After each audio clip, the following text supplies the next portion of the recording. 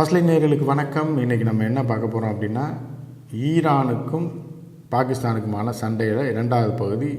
பாகிஸ்தான் வந்து ஈரான் மீது தாக்குதல் நடத்தியிருக்கு, பதில் தாக்குதல் நடத்தியிருக்கு. அதை தான் நம்ம பார்க்க போகிறோம். This morning, Pakistan undertook a series of highly coordinated and specifically targeted precision military strikes against terrorist hideouts in Sistan-o-Baluchistan province of Iran.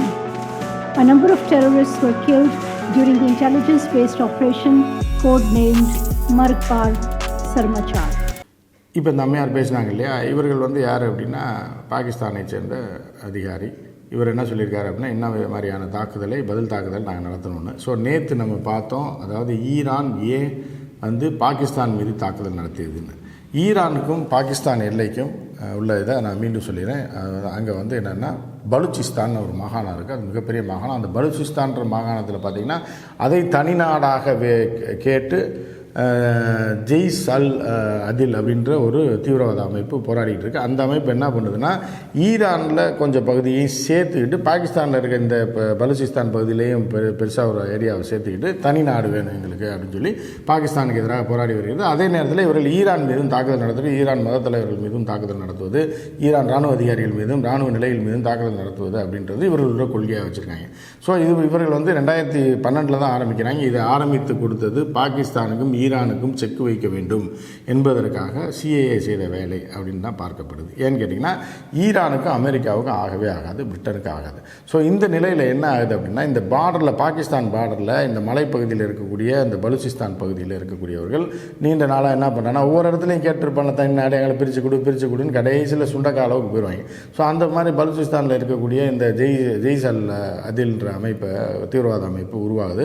உடனே அதை கப்புன்னு பிடிச்சிக்கிறான் யூஎஸ் பிடிச்சிக்கிட்டு என்ன பண்ணுறாங்க, அதுக்கு ஃபீட் பண்ணி அவர்களுக்கு ஆயுதம்லாம் கொடுத்து 2 நாட்டுக்கு தலைவலியை கொடுக்கலாம்ல. ஒன்று பாகிஸ்தான் நம்மளை மீறிச்சுன்னா பாகிஸ்தானுக்கு செக் வைக்கலாம், இல்லைனா ஈரானுக்கு அங்கேருந்து போய் இறக்கிட்டோம்னா நம்ம நிலைகளை இவர்களை பிடிக்க வச்சிட்டோம்னா அங்கே போய் நம்ம அங்கேருந்து இவர்களை வைத்து ஈரானுக்கு டார்ச்சர் கொடுக்கலான்றது அவரோட இது. ஆனால் அவர்கள் பெருசாக வந்து சோபிக்க முடியலன்னா கூட அவர்களை ஃபீட் பண்ணி வச்சுட்டே இருந்தது அமெரிக்கா. இப்போ இதுக்கிடையில் தான் வந்து என்னென்னா, இஸ்ரேல் வந்து தோல்வி மேல் தோல்வி, அவர்களுக்கு அடி மேல் அடி விழுந்தோடனே அவர் ஒரு நரி வேலை என்ன பார்க்குறான்னா, இவர்களை வைத்து ஈரானை தாக்குறான். ஈரானை தாக்கினோடனே ஈரான் வந்து என்ன பண்ணுறான்னா, ஈரான் வந்து ராக்கெட் அடிக்கிறான் பாகிஸ்தான் மேலே. பாகிஸ்தானில் உள்ள பகுதி தானே இது பலுச்சிஸ்தான், இருந்தாலும் அவர் தனிநாடு வாங்கலை, அவன் சண்டை போட்டுட்டு தானே இருக்கான். ஸோ அவன் மேலே வந்து தாக்குதலை நடத்துகிறாங்க. அப்போ எங்கள் நாட்டு இறையாண்மை போச்சு, நீ எங்கள் நாட்டுக்குள்ளே பூந்து எப்படி தாக்கலாம் அப்படின்ற மாதிரியா எச்சரிக்கை செய்தது பாகிஸ்தான் அப்படின்னு நம்ம நேற்று பார்த்தோம். ஸோ அப்படி எச்சரிக்கை செய்யும்போது என்ன ஆகுது அப்படின்னா, சைனா உள்ள பூந்து 2 பேரையும் சமாதானப்படுத்தியதாகவும் நம்ம நேற்று பார்த்தோம். உடனடியாக அவர்கள் சொல்லி, இது தேவையில்லாமல் சண்டை போடாதீங்க, எங்கேயோ பிரச்சனை ஆரம்பித்தா உங்களை இதில் இழுத்து விட்டு உங்கள் 2 பேரையும் மோத விட்டு இஸ்ரேல் பிரச்சனையை மாற்றி அதை வந்து டைல்யூட் பண்ணுறதுக்கான வேலை தான் இது, நீங்கள் சும்மா உணர்ச்சி வசப்படாமல் இருங்கன்னு சொல்லி சைனா சொன்னால் பாகிஸ்தானும் கேட்கும், ஈரானும் கேட்கும். ஏன்னா அவர்களுடைய தயவு 2 நாட்டுக்கும் வேணும். ஏன்னா அமெரிக்கா எப்போ பாகிஸ்தானை கைவிட்டுச்சோ உடனே சீனா இப்போ வந்து அவர்களுக்கு எல்லாம் சோறு போட்டுக்கிட்டு இருக்கு அப்படின்னு நம்ம பார்க்குறோம். அதே மாதிரி ஈரானுக்கு ரஷ்யா பெரிய அளவில் ஆயுதத்தை கொடுத்து கொண்டு இருந்தாலும் சைனாவோட பெரிய சப்போர்ட் ஈரானுக்கு இருக்குது அப்படின்றதுனால 2 பேரையும் சொன்னாலும் பாகிஸ்தான் என்ன சொல்லிடுச்சு அப்படின்னு பார்த்தீங்கன்னா, எங்கள் மேலே அடிச்சுட்டு நாங்கள் அப்படி விட்டோம்னா உலகம் என்ன சொல்லும், அடி வாங்கிட்டு பேசாமல் இருக்கேன் அப்படின்னு சொல்லுவோம். அதனால் என்ன பண்ணுறோம்னா, நாங்கள் பதிலுக்கு சும்மா இப்போ நம்ம ஊர் சண்டை எல்லாம் பண்ணுவோம்ல, அவன் அடிச்சிட்டாங்க, அப்போ அதுக்கு என்ன பதில் சமாதானம் போய் சொல்கிறீங்க, என்னை 2 அரை அரைஞ்சிட்டாங்கன்னா அது அப்போ என்னடா பண்ணலான்னா, சரி நீ 2 அரை அரைஞ்சிக்கடா, இதோட பிரச்சனை விடுறா அப்படின்ற மாதிரி என்ன பண்ணுறாங்கன்னா, சரி இப்போ என்ன தான் சொல்கிறேன், இப்போ திருப்பி பதிலுக்கு ராக்கெட்டை போடணும் அவ்வளோதானே, சரி போட்டுக்கன்ற மாதிரி நேற்று வந்து தாக்குதல். இந்த தாக்குதலை நீங்கள் பாருங்கள், காட்சிகளை பாருங்கள்.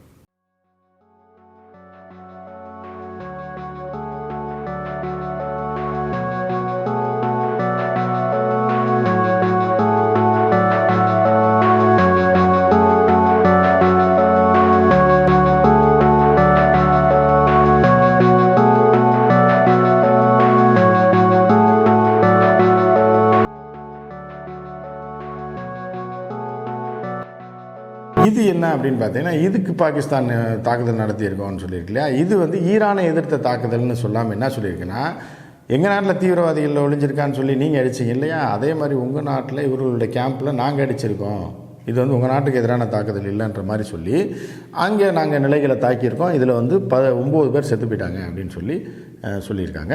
ஆனால் ஈரானும் அதை ஒப்புக்கொண்டிருக்கிறது. என்ன சொல்லியிருக்காங்கன்னா 4 குழந்தைகள் உட்பட 9 பேர் இறந்துருக்கிறார்கள் ஜென்ரலாக சொல்லியிருக்கேன். ஆனால் இவர்கள் வந்து தீவிரவாதிகளை நாங்கள் கொண்டுட்டோம் அப்படின்னு சொல்லி இந்த பஞ்சாயத்து இப்போ இதோட நிற்கிது.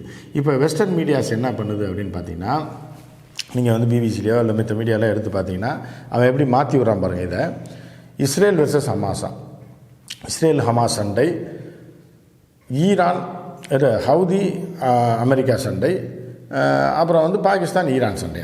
இந்த 3 சண்டைகள் நடந்துகிட்டு இருக்குது இந்த ரீஜன்லன்னு சொல்லி மேட்ரு அப்படி டைவெர்ட் பண்ணி விட்றான். இஸ்ரேல் நடத்தக்கூடிய தாக்குதலை, இஸ்ரேல் தோல்வியை அங்கேருந்து இது பண்ணுறதுக்காக இவர்களை டைவெர்ட் பண்ணி இந்த மாதிரிலாம் பல இடங்களில் சண்டை நடந்துகிட்டு இருக்கான். இதுக்கு எல்லாமே மையப்புள்ளி என்ன?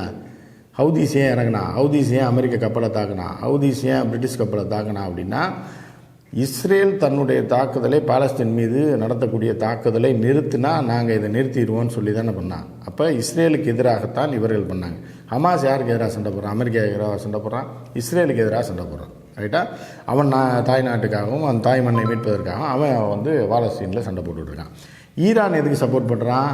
இந்த இஸ்ரேலோட அராஜக போக்கு ஐநாவுக்கு கட்டுப்படாமல், யாருக்கு கட்டுப்படாமல் இஸ்ரேல் இப்படி போயிட்டு இருக்கான், அவனை அடித்து நொறுக்குவோம், அவனை எதிராக ஹிஸ்புல் சண்டை போட்டுட்ருக்கு, ஹிஸ்புல்லா இயக்கம் சண்டை போட்டுட்ருக்கு, அவர்களுக்கு லெபனானில் ஆயுதம் சப்ளை பண்ணுது ஈரான். இது எல்லாமே இதோட மையப்புள்ளி எதுன்னா சாத்தான் எது அப்படின்னா இஸ்ரேல். ஸோ இஸ்ரேலை சுற்றி தான் இந்த போர் நடந்துக்கிட்டு இருந்ததை வெஸ்டர்ன் மீடியாவை வச்சு என்ன பண்ணுறான்னா, இந்த பாகிஸ்தானில் இருக்கக்கூடிய ஜெய்சல் அதில் தீவிரவாதிகளை தூண்டி விட்டு அமெரிக்கா ஈரான் மேலே தாக்குதல் நடத்த வச்சு இப்போ ஈரானையும் பாகிஸ்தான் சண்டைன்ற மாதிரி இதை பிரித்து விட்டோம்னா ஈரான் டைவர்ட் ஆகி பாகிஸ்தான் பக்கமாக அவனுக்கு ஒன்று சண்டைன்ற மாதிரி இவங்க 2 பேரும் ஒழிஞ்சா போதும் அப்படின்ற மாதிரி விட்டுட்டு, அதுக்கப்புறம் ஈரானை அந்த தலைவலியில் இருக்கும்போது ஹவுதிக்கு எப்படி சப்போர்ட் பண்ணும்போது ஹவுதியை போட்டு அடித்து ஹவுதியை காலி பண்ணுறோன்னா திருப்பி வந்து இங்கே வந்து மீண்டும் போற ஆரம்பித்து ஹமாஸை பிடிச்சி பாலஸ்தீனியர்களை அழிச்சிடலாம் இப்படின்னு இருக்கிறதுக்கு அமெரிக்கா முழுக்க பிளான் ஸ்கெட்சு போட்டு யூரோப்பியன் மீடியாஸ்லாம் களத்தில் இறங்கி தான் இந்த பஞ்சாயத்து இப்படி போயிட்டுருக்கு.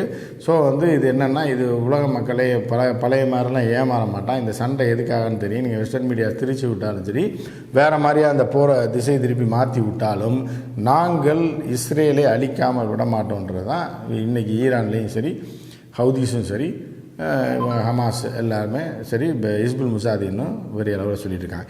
இதுக்கு இடையில் என்ன அப்படின்னு பார்த்தீங்கன்னா, ஹிஸ்புல் முஜாஹிதீன் நீங்கள் என்னத்தையோ சொல்லிட்டு போங்க, அதை பற்றிலாம் அங்கே கவலை இல்லைன்னு சொல்லி கோலன் ஹைட்ஸ் அப்படின்ற ஒரு பகுதியை வந்து இஸ்ரேல் கைப்பற்றி வச்சிருக்கலையே, அங்கே ரஷ்ய துருப்புகள் நிற்கிது, எல்லாமே இருக்காங்க. இருந்த போதிலும் அவர்கள் அதுக்குள்ளே புகுந்துட்டாங்க. மிகப்பெரிய தாக்குதல். நான் அந்த வீடியோ போட முடியாது, போட்டால் யூடியூப்பில் அடிச்சிருவான். மிகப்பெரிய தாக்குதலை நேற்று நடத்தி இருக்கிறார்கள். மிகப்பெரிய நிலைகளை எல்லாம் அடித்து நொறுக்கி இருக்கிறார்கள். இது மிகப்பெரிய ஒரு பின்னடைவாக இஸ்ரேலுக்கு அடுத்தடுத்து பின்னடைவாக வந்துக்கிட்டே இருக்குது. இஸ்ரேல் தோல்வி முகத்தில் இருக்குது. நீங்கள் எல்லாமே கேட்கலாம், என்னடா எந்த மீடியாலையும் வரல சொல்கிறான்னு.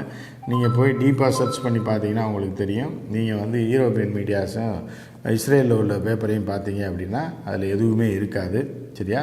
நீங்கள் வந்து இவர் பாலஸ்தீனரில் பார்த்தா அவர்கள் வேறு மாதிரி சொல்லலான்னு உங்களுக்கு நினைவு இருந்தால் கூட, நீங்கள் வந்து வேறு சில மீடியாக்கள் இருக்குது, அரேபியன் மீடியாஸ் இருக்குது, அது ரொம்ப ஆத்தென்டிக் மீடியாஸ் இருக்குது, ஏன் அல் ஜசீரா இருக்குது, அதில் போய் பார்த்தீங்கன்னா உங்களுக்கு இன்னொரு பக்கம் என்ன நடக்குது அப்படின்றது பூராமே தெரியும்.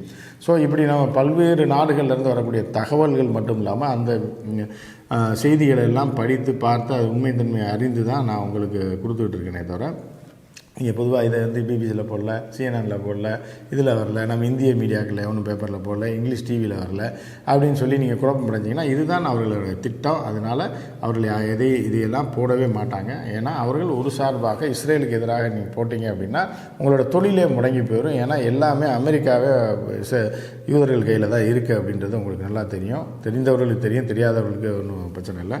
ஸோ இந்த மாதிரி எல்லா கட்டுப்பாடையும் அவர்கள் வைத்துக்கொண்டு அமெரிக்கா தான் எல்லாத்தையும் இருக்கும்போது அவர்களுடைய மீடியா ஸ்டைலே வேறு. 40-50 வருடங்களாக அவர்கள் நாடு பிடிப்பதற்காகவும், பல நாடுகளை முட்டையடிப்பதற்காகவும், பல நாட்டு தலைவர்களை ஒளித்தளிப்பதற்காகவும், அவர்கள் மீது அவதூறுகளை பரப்புவதற்காகவும், அவர்களுக்கு வேணே பில்டப் தூக்கி விடுவதற்காகவும் தான் அவங்க மீடியா நடத்துகிறாங்க அப்படின்றத நீங்கள் புரிஞ்சுக்கணும். நம்ம ஊர் மீடியா மாதிரி அமெரிக்கன் மீடியா கிடையாது, யூரோப்பியன் மீடியா கிடையாது. அது வந்து அந்த அரசோட அடிமைகள். அவர்கள் என்ன ஸ்ட்ராட்டஜிக் பிளான் போடுறாங்களோ அதன்படி தான் அந்த மீடியாக்கள் செயல்படும். அதை உண்மை மாதிரி சொல்லி உங்களை நம்ப வச்சு உங்களை பார்க்க வச்சுணும். எனவே அந்த மீடியாலலாம் நீங்கள் பார்த்தீங்க அப்படின்னா அதிலெல்லாம் வராத தகவல் எப்படி நீ கொடுக்குறேன்னுலாம் நீங்கள் கேட்க முடியாது. ஏன்னா உலகம் மிகப்பெரியது, பல்வேறு நாடுகள் இருக்குது, பல்வேறு நாடுகளில் பல்வேறு செய்தித்தளங்கள் இருக்குது. ஏன்னா இந்த செய்தித்தளங்கள் எல்லாம் உண்மைகள் வரக்கூடிய பல நாடுகளில் உண்மைகள் வந்து கொண்டு தான் இருக்கின்றன. அதைத்தான் நான் உங்களுக்கு தொகுத்து வழங்கி கொண்டிருக்கிறேன். மற்றும் ஒரு அப்டேட்டோடு சந்திப்போம். நன்றி, வணக்கம்.